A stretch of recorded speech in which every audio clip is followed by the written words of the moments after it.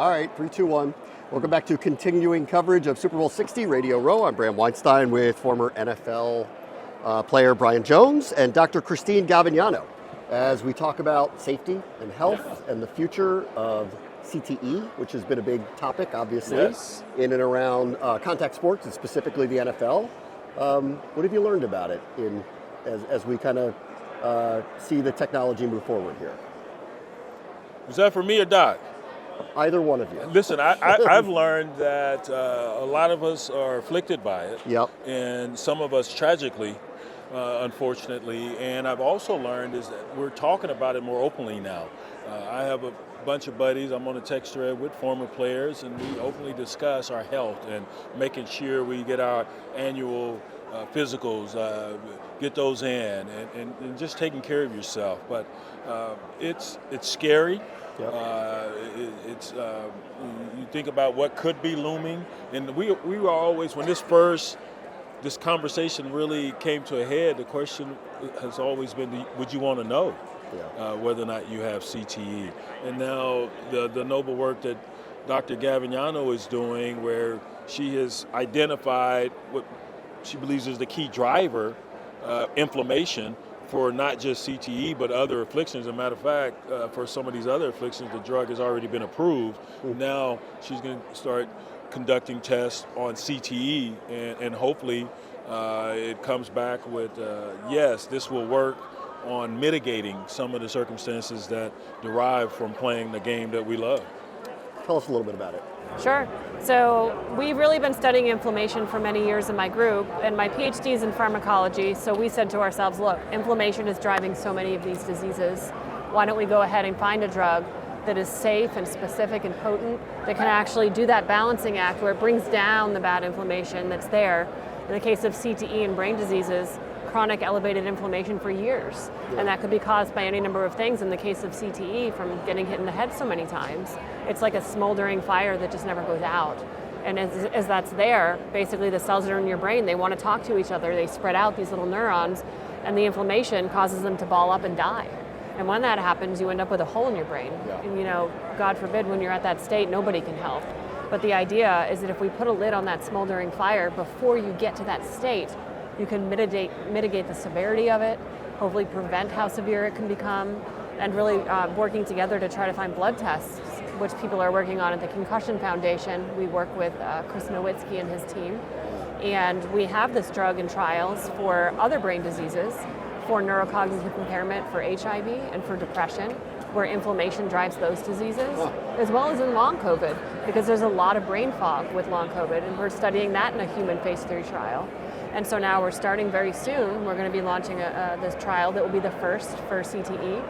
And because the drug's already FDA approved for other things, we feel really good about going into it with the drug that we know so much about. It's not something that's a big black box, and provide hope. With CTE, was it believed that this was something that couldn't be reversed, and now you feel differently about with all of the work that you're doing?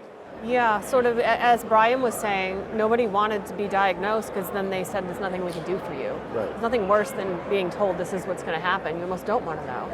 But as we're marching closer to many different diagnostic tests, a combination of blood tests, inflammatory markers, MRIs, it's not perfect yet, but we're able to rule out a lot of other things and be able to rule in CTE. Underlying all of that is inflammation.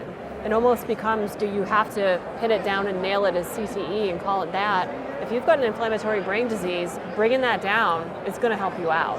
And so that's really where we're coming from, that we believe this will offer hope. And it's the first trial of its kind. And if that works with the NFL players that are retired that we're going to enroll, this opens up doors to do much larger trials and move towards an FDA approval, which is what we all want. You had said you have a lot of friends, colleagues, former players as well you talk to about all this stuff, and that the conversation being open is a good thing. As you think about, I don't know if cure is the right word for it at this point, but thinking about their interventions that can occur, and potentially really good interventions, how are people kind of thinking about their futures with this looming? Well, we're excited. I'm excited when I first got wind of what Dr. Gavegnano had developed. I immediately perked up, like, you got to be kidding me. This is what we've been looking for. This could be our holy grail. And it's not just sport. It's about larger society as well. Anyone who's sustained head trauma, this is for you as well. We're using football as the vehicle to prove the science. But how could you not be excited? Because heretofore, the person had to pass before we could go in and diagnose their brain, and not saying we're going to be able to look into that brain now, but at least if they're exhibiting behaviors in which I would grant you, I bet if you queried 100 football players, 100 of them would say, "Man, yeah, I deal with depression," because you're always in pain, but you're conditioned to take that pain and deal with it, and so you have trained your body and your brain to deal with it. Hey, this is my existence, nothing I can do about it. Whereas if it's a knee or if it's shoulder or something, I can put a brace on it or rub some cream on it or something. This bad boy, what do I utilize? Man, I am super excited about what she is developed or has developed in these trials, upcoming trials, and holding out hope that we have that elixir we've been looking for. Yeah, it's really interesting work, Dr. Gavegnano. Brian Jones, thank you so much for joining us. You got it. Thank you. Thank you. Thank you, too. Thank you. We really Appreciate it, Brown.